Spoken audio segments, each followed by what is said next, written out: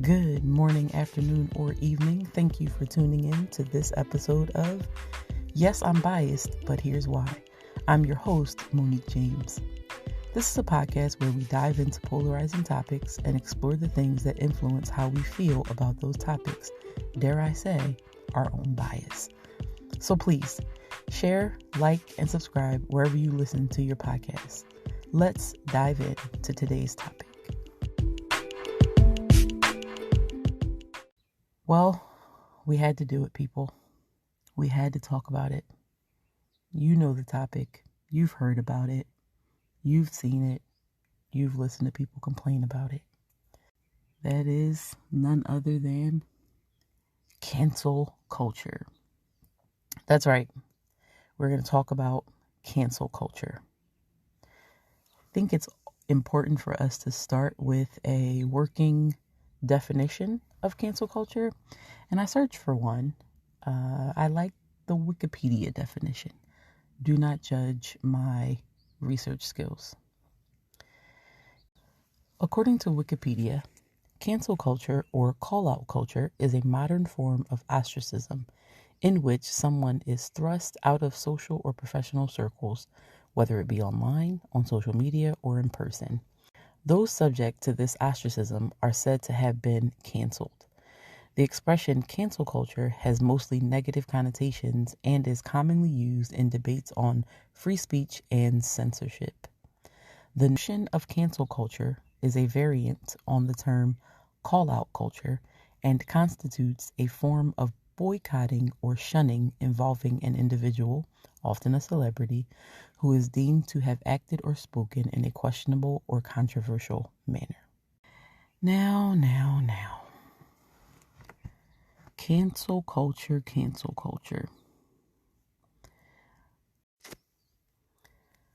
Okay, so according to our Wikipedia working definition, cancel culture is a form of ostracism, but it's based on something that a person has said or done, or something that a person is believed to have said or done.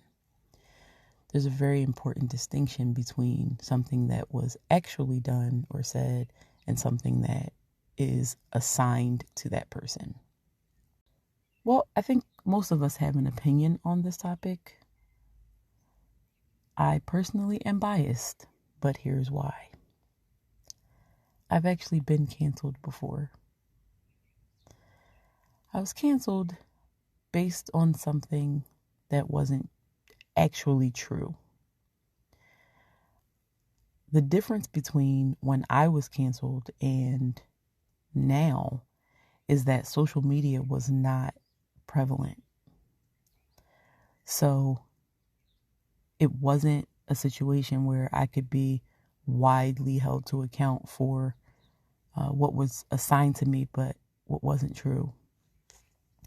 Another difference between what is popularly viewed as cancel culture and what happened to me is that I'm not a celebrity. Never have been. So those are distinctions.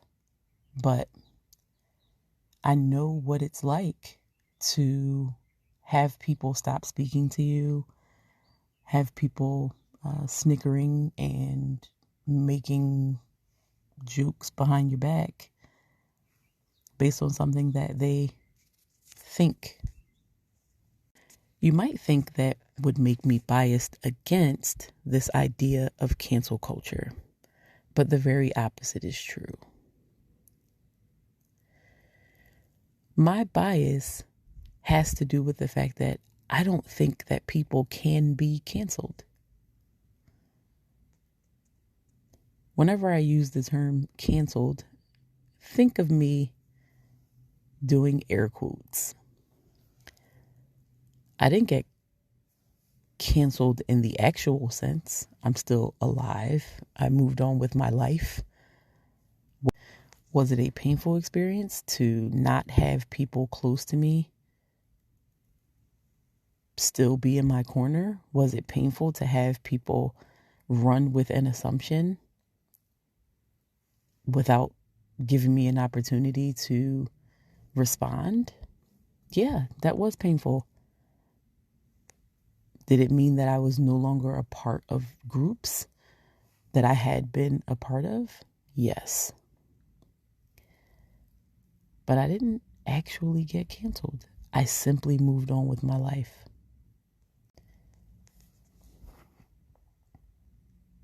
Now, when I say simply, it wasn't easy, and I had to recalibrate. I had to step back and figure out exactly how I wanted to respond personally, internally. And that was difficult, but I did it, and that is no longer a factor in my life. But the episode isn't about me. It's about cancel culture and how we operate within the confines of great exposure and great responsibility. The great philosopher, actor, and comedian Katt Williams recently said that, and I'm paraphrasing here, that cancellation doesn't have its own culture. That if you went to everyone who was trying to be a professional basketball player and didn't make it, and you asked them what could have helped them reach that pinnacle, they might say, if the goal was lowered by a foot, I would have made it. Now, I don't actually think that people aspiring to be professional basketball players would ever say that, but I get Katt's point. And the point is, there have to be standards. He went on to say that on the basketball court, nobody likes the out of bounds lines, but they're necessary. He said, nobody likes the speed limit, but it's necessary. Some people with a heavy foot might disagree, but I get his point. There have to be standards, and some things are going to be out of bounds. Katt Williams was specifically asked the question because, or in relation to comedians who have said that they have too many restrictions on what they can say. And Katt Williams' response is, if you can't operate within the confines of what's acceptable in a culture, then you aren't funny anyway. He said that if you could say whatever you want and that determined you're funny, then you probably aren't funny. But is cancel culture dangerous? Here's a moment where I'll expose another bias of mine. As you learned from the first episode, I'm a working class person that comes from a working class family. So I do not like to see people's livelihoods taken away. Even when I think that person has done or said things that are wrong, for lack of a better word, I don't like to see people's livelihoods taken away. That said, I can't care more about a person's livelihood than they do. And certainly, using pejorative speech against other people and other groups and generalizing people and making statements that are denigrating. So while you hate to see it, sometimes it happens. So to Katt Williams' point, you just need to play within the lines. You can't go out of bounds. Here's where I think we could add something to this idea of holding people accountable. What I think is missing is grace. If I cut you off in a parking lot yesterday and your first response to me was to call me the N-word, and that happened to be caught on video, and you happen to own a business, and once it's shared, your business is negatively impacted, that's your fault. If somebody goes on Twitter and pulls up your tweets from 20 years ago and between when you tweeted that and now, all of your demonstrated work and all of who you are as a person is different from what you tweeted, I don't think that those tweets should cause you to lose your livelihood.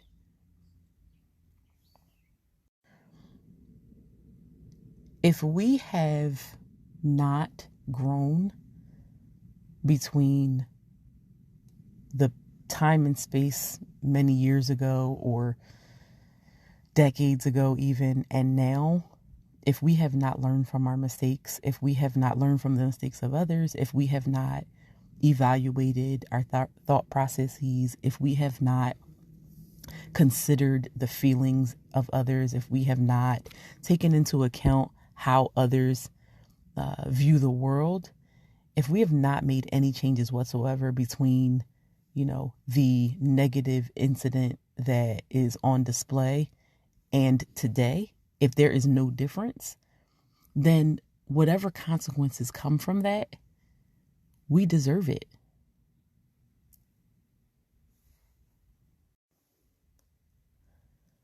But we also should be looking to extend grace first to ourselves and also to others. We have to give each other and ourselves space to grow. I hope we're not the same people that we were 10 years ago.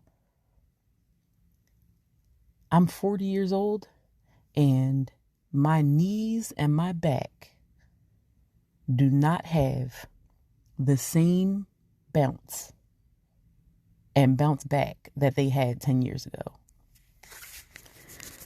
So I'm smarter about how I do certain physical activities, right? I've made adjustments.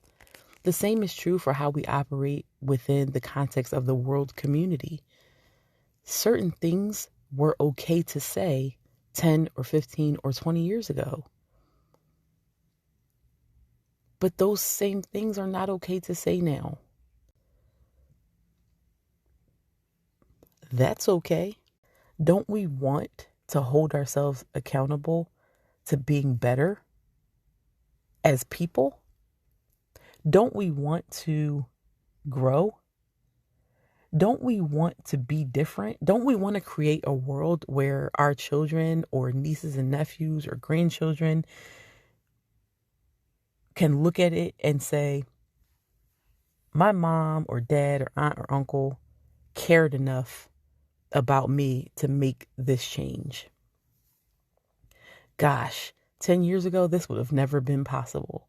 Don't we want a world where we are evolving in the way that we think and speak and act? So am I going to be clamoring for people to lose their livelihoods because of something that they said? I'm not. But am I going to be upset when people who are actively working to tear others down, when those people lose what they've built? I'm not going to be sad. I'm not saying they deserve it. I'm saying it's a consequence. Whether they deserve it or not is not for me to decide. But their actions have caused a reaction. And I have no desire to free them from it. We all have to be held accountable. And the other thing is, sometimes it's as simple as making adjustments. Here's the reality. You may not have gone online to start a boycott, but the truth is you cancel things all the time. Just because you don't publicize it doesn't mean that you aren't making decisions about whether to align with brands and people all the time. There are certain places I will never eat from, and I don't publicize it because it's not necessary.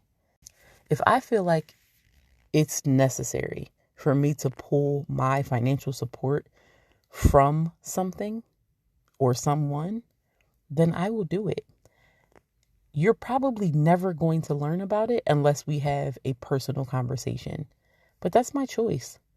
And I think what happens with what people call cancel culture is private citizens get to decide how they spend their money and where they put their support.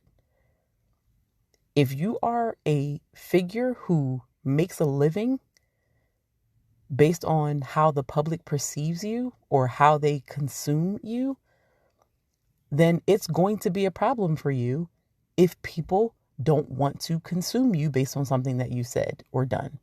You have to deal with that. It's not my fault that's how you make your living.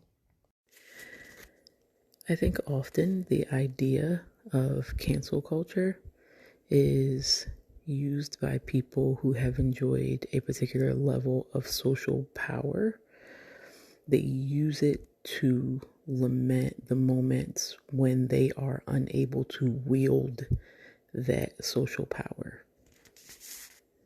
That power dynamic is shifting. And ultimately, I think we have to remember that those shifts are good for us. There was a time when it was acceptable for humans to own other humans. There was a time when it was acceptable for women to not be able to vote. There was a time when it was acceptable for women to make less money than men when they're doing the same job. That time is up, and we need to be okay with that. It's not cancel culture to be held accountable for staying in bounds. I hope that during this conversation, you've examined your own biases around cancel culture. I hope you don't get canceled.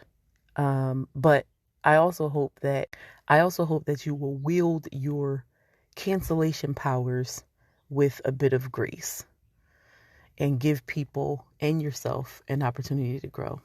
Thank you again for tuning in, and we'll see you next time.